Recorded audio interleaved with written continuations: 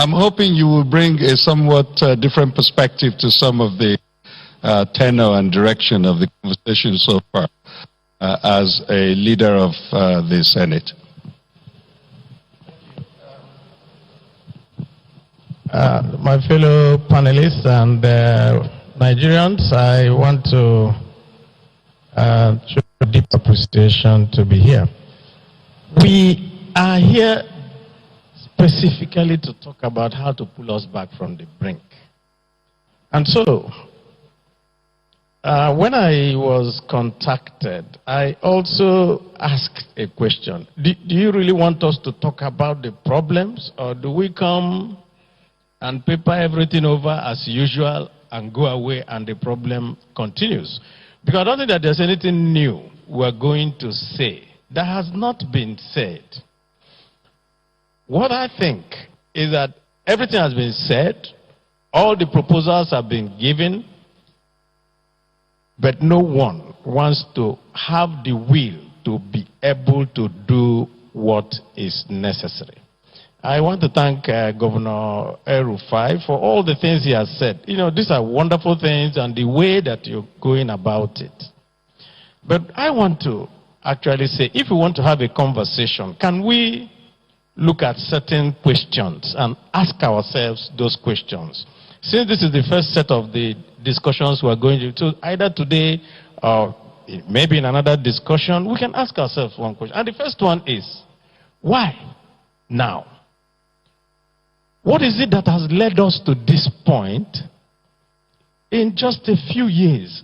And it seems like the whole of Nigeria is burning.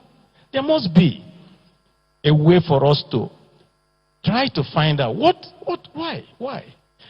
Because it wasn't like this. And all of a sudden we see this. Secondly, there's been so much talk about profiling. And I agree with it. And I would like us to also have a conversation along that line.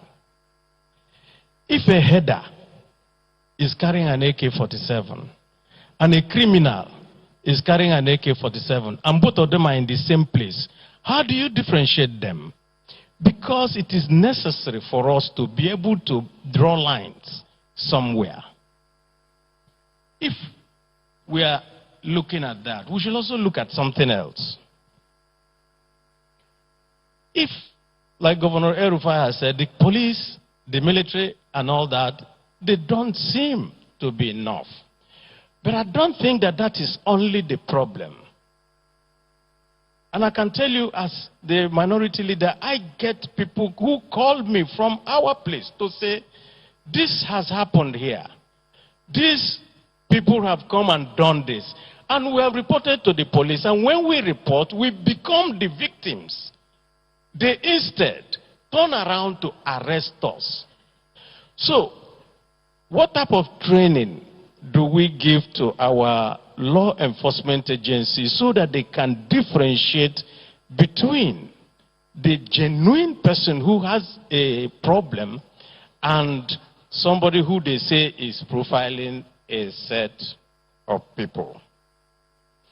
Now, we can also go to ask another question. And that is it possible for Nigerians to ignore the matter of attachment to land?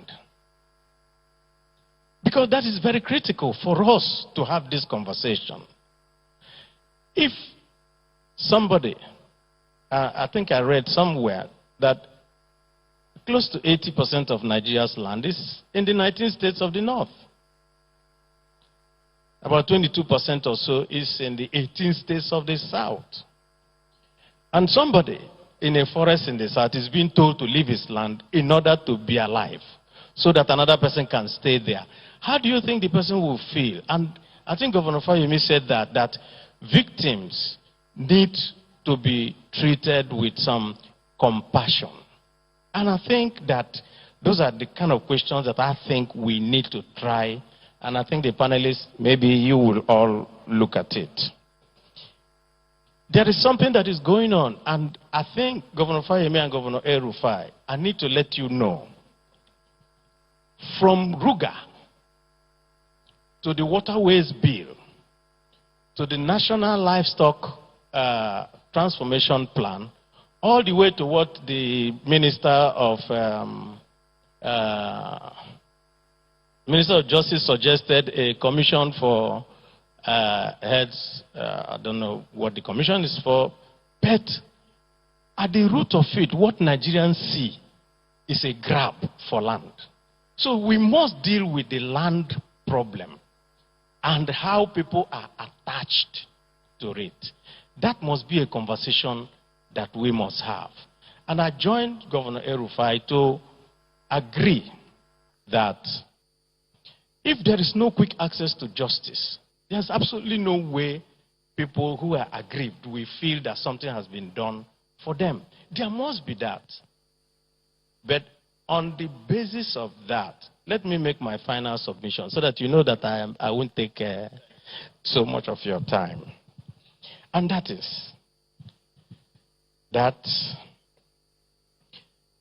if you don't make something as the base of anything, whatever you put on top of it will collapse.